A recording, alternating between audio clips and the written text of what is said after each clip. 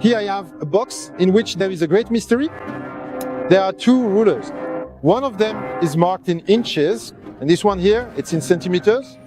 That way we can see how many inches are equivalent to how many centimeters. So here, if I put one here, you see this one is smaller.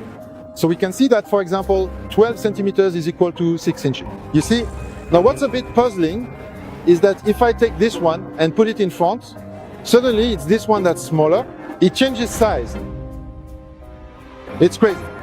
And so now I look, and now I have 15 centimeters that make 5 inches. That's strange. And if I put it back there, it becomes bigger again. It's even stranger, because if I take both rulers and put them side by side, they're exactly the same size. Isn't that crazy? And you can check these two rulers are completely normal. Incredible. Thank you very much. Thank you very much. Thank you very much. See you soon. See you soon.